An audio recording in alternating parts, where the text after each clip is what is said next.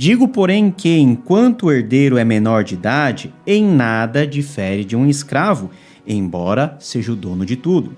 No entanto, ele está sujeito a guardiões e administradores até o tempo determinado por seu pai. Assim também nós, quando éramos menores, estávamos escravizados aos princípios elementares do mundo.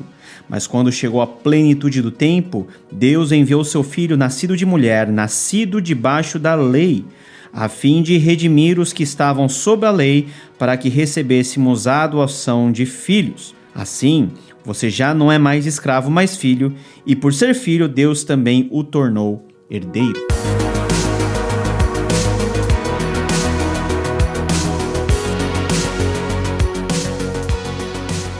Esse capítulo pode ser um capítulo bastante difícil para a nossa compreensão. Mas para facilitar um pouquinho a forma de nós refletirmos e entendermos esse texto, vamos separar da forma que Paulo faz. Primeiro, Paulo fala sobre aquele que é herdeiro e aquele que é escravo. Depois, Paulo faz a mesma comparação, agora em dois momentos. Antes vocês eram dessa forma e agora vocês são de outra. Paulo, no capítulo de número 4, começa a falar da nossa situação antes de conhecermos o verdadeiro evangelho. Ou seja, antes nós éramos escravos segundo o padrão deste mundo e escravizados pela lei. Essa lei que justamente os falsos irmãos queriam trazer à baila novamente para que os crentes que haviam aderido e crido no evangelho voltassem às práticas antigas quanto à observância de dias, de meses, de datas importantes, de práticas que são restritas ao período de escravidão, ao período onde Jesus não havia chegado. Mas passado esse tempo de escravidão, e quando Jesus veio, e Paulo diz que quando veio a plenitude de Cristo Jesus, o evangelho da liberdade foi revelado, e nós que antes éramos escravos da lei, do pecado, agora nós fomos redimidos por Jesus, ou seja, comprados de volta por Jesus, para nós sermos o quê? Filhos,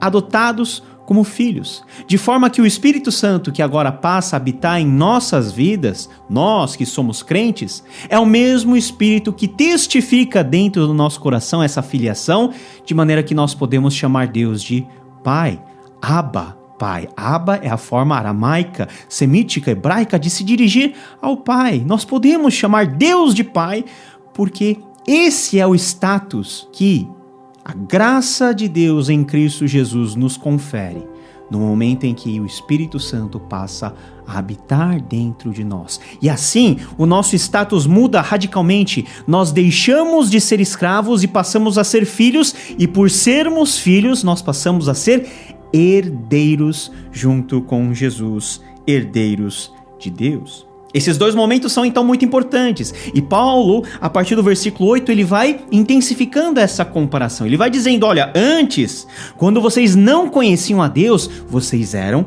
escravos, não do verdadeiro Deus, mas de deuses que não são deuses, dos falsos deuses, os padrões desse mundo. Mas agora, uma vez que vocês conhecem a Deus, vocês são filhos, vocês são livres, vocês são herdeiros. E como é que vocês, sendo agora filhos, querem voltar a ser escravos? Querem voltar às práticas antigas da escravidão? Vocês estão observando dias especiais, meses, ocasiões específicas e anos. E o apóstolo Paulo, ele expressa um sentimento muito íntimo dele. Eu temo, versículo 11, que os meus esforços por vocês tenham sido inúteis.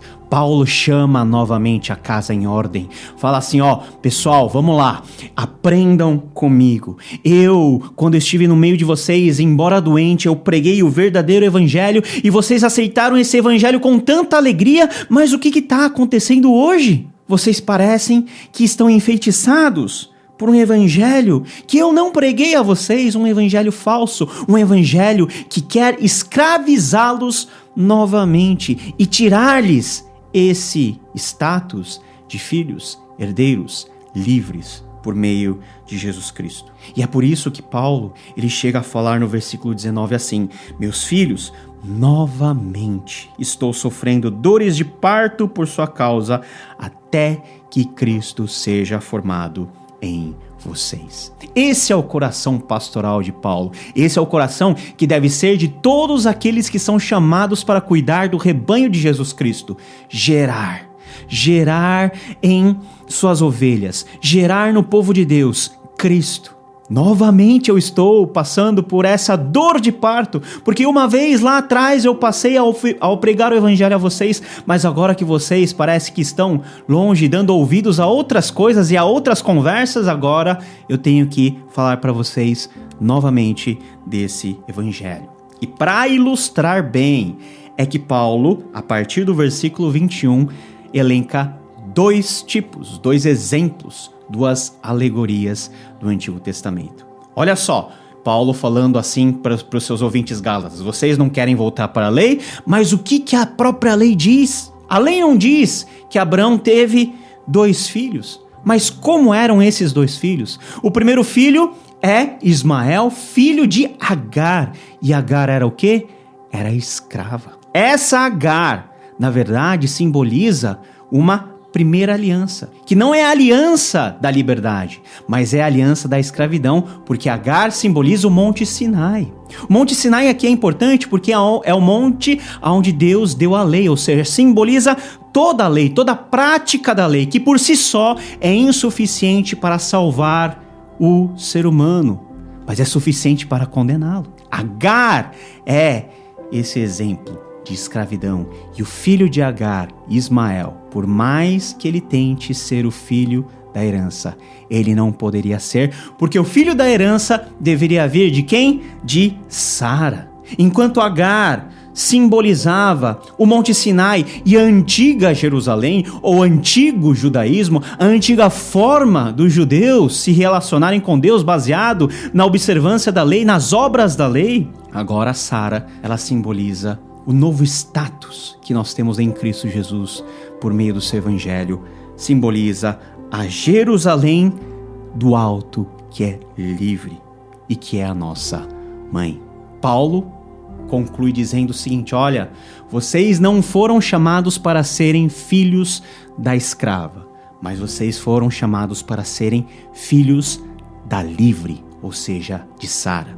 Ismael nasceu de forma natural da sua mãe Agar, que era escrava, mas somente Isaque é o filho da promessa, porque nasceu segundo a promessa de Deus.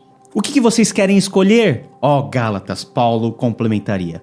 Vocês querem continuar a ser escravos? Ou vocês querem ouvir novamente o verdadeiro evangelho? Esse evangelho que liberta, e ser filhos da livre.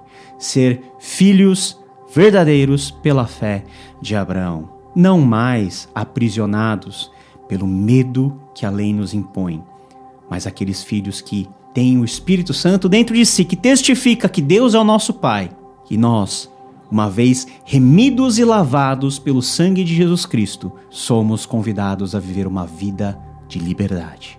Uma vida que é o fruto, o cumprimento da promessa que Deus outrora fizera aos nossos antepassados. Naquele tempo, o filho nascido de modo natural perseguiu o filho nascido segundo o Espírito. Não era mais ou menos o que estava acontecendo dentro do contexto da igreja da Galácia? Os falsos irmãos tentando, de alguma maneira, sufocar aquilo que Paulo havia pregado, e Paulo se levanta contra isso e questiona essa insensatez dos Gálatas. O que diz a Escritura? Mande embora, escravo, o seu filho, porque o filho da escrava jamais será herdeiro com o filho da livre. Portanto, irmãos, não somos filhos da escrava, mas da livre. É para a verdadeira liberdade que Jesus Cristo morreu por nós, cada um de nós que somos crentes. Meu amado irmão, irmã, pode ser que você esteja vivendo, mesmo dentro do cristianismo, uma prisão, um esquema de escravidão, onde você é acuado a cumprir regras e preceitos, que faz com que você caia na ilusão de que, por fazer aquilo, por você doar-se, por você ter os seus méritos diante de Deus, você pode ser justificado e pode ser salvo, mas a palavra de Deus nos diz que não há mérito humano que possa nos tornar justos diante de Deus. Na verdade, nós estamos vivendo como escravos, mas Deus quer nos libertar para a verdadeira liberdade, uma vida centrada em Cristo, no seu Evangelho, onde o Espírito Santo nos testifica que somos filhos de Deus. Você tem experimentado essa liberdade? Ou você está ainda debaixo do tacão da opressão de uma religião que te aprisiona, que te encarcera? Deus quer te libertar. Jesus traz liberdade a você nesse momento. Basta você crer nele. Basta você crer no seu Evangelho. Basta você confessá-lo como Senhor e Salvador da sua vida. Que Deus, o nosso Pai, por meio de Jesus Cristo, possa nos alcançar com graça, para que nós não sejamos filhos da escrava, da antiga forma, do Monte Sinai, do outrora, mas que nós sejamos filhos da livre, filhos da promessa, filhos gerados segundo os propósitos de Deus, filhos espirituais de Abraão, filhos verdadeiros de Deus, co-herdeiros com Cristo. Que Deus nos abençoe. Nos vemos no próximo episódio com o capítulo número 5 de Gálatas. Até lá, tchau, tchau.